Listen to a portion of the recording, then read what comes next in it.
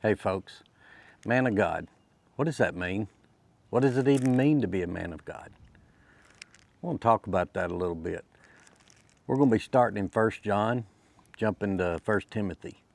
Stick with us.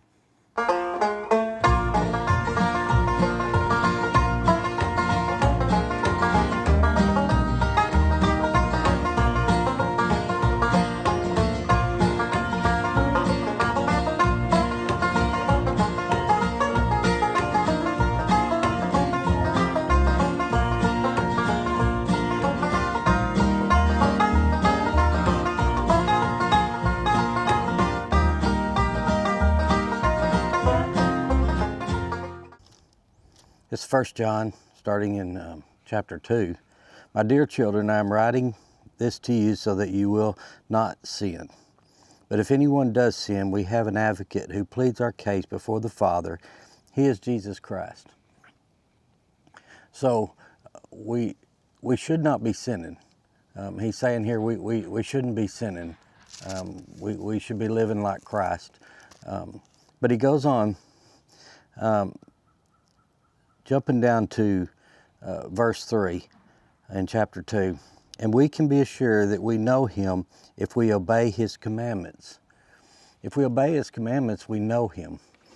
And then going on in verse 4, if someone claims, I know God, but doesn't obey God's commandments, that person is a liar. That really jumped out to me. You know, if you claim to have a relationship with God, but you're living a sinful life, I mean, the Bible right here says you're a liar. That really got me. We can't just be living in any way we want to live. We've got to be living a righteous life, keeping God's commandments. That's what a man of God is all about, keeping God's commandments. You know, being a man of God is nothing to take lightly. A man of God obeys God, keeps his commandments, and lives a righteous life the best he can. I mean, we're still in our flesh, but you live it the best you can. And if you sin, he says you got an advocate with the Father, but we shouldn't be sinning. We should be living a righteous life, put on that righteous robe and walking this thing out, shining our light everywhere we go. But back to, being a man of God. What does that even mean, being a man of God? Being a man of God, the man of God is mentioned 78 times in the Bible. And it talks about several men in the Bible. They refer to them as men of God. And some of them are Moses, Elijah, King David, and there's others. They were referred to as men of God because they lived a righteous life. Did they sin? Yes, they fallen in sin here and there, but they lived a righteous life the best they could. They obeyed God's commandments, and they listened to God. We can't lean on our own understanding or our own thoughts, because God says, my thoughts are higher than your thoughts. His thoughts are not man's thoughts. His ways are not man's ways. So we can't lean on our own understanding and our own thoughts. We have to lean on his and follow him. Let him lead and guide us. In 1 Timothy chapter 6, Paul he's talking to Timothy, which he referred to him as like a son, and he was mentoring him. But he was talking to Timothy, and he was telling him, the men in that day, they was always quarreling and debating and arguing, and there was jealousy. And one of the biggest things was they all strived to be rich and wealthy. And that's where the verse comes from. The love of money is the root of all evil. That it's not the money that's the root of all evil. It's okay to have nice things, have money, to get by on. You got to have those things, but the love of money, when you put money above all things, then that becomes your God. But anyway, that's a whole nother topic.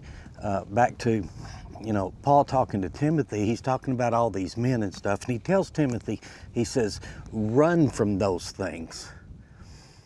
He didn't tell him just to stay away from them. He said, run from those things. Those things are destructive. Those are not a man of God. But then he turns to Timothy and he says, you, Timothy, are a man of God. Pursue righteousness, godliness, faith, love, perseverance, and gentleness. He said, run from those evil things, the worldly things, the ungodly things, and turn to the God things. And he told him how to do it. Once again, I'll say it again, he's told him to pursue righteousness, godliness, faith, love, perseverance, and gentleness. And each one of them is important. Righteousness is walking that righteous life, living a righteous life, doing right by God. Godliness, only doing godly things, not the ungodly things. And then faith. Faith comes by hearing, hearing by the Word of God, getting in the Word of God, and getting that in you, so that your faith grows. Love one another. Jesus said it. Love your brother as you do yourself. Love your neighbor as you do yourself. Love one another. And then there's perseverance. Stay the course.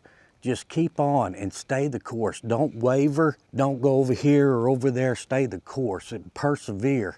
Just keep moving and persevere. Even in struggles and stuff, just persevere. And then gentleness. Do everything in a gentle and kind way. You should have a gentle spirit within you, and do everything, like I said, in that gentle and kind spirit. Be kind to people, and everything you do, just do it gently. There's something knocking there, somebody hammering or something. I don't know what's going on over there. But anyway, I just wanted to share a few things with you. I thank you for tuning in. Hit the like and subscribe. Subscribe to this if you like it. Hit the like button if you like some of this stuff. Leave a comment down below. But once again, I just want to say, you, man of God, stay away from the ungodly things and pursue righteousness, godliness, faith, love, perseverance, and gentleness. Have a blessed day.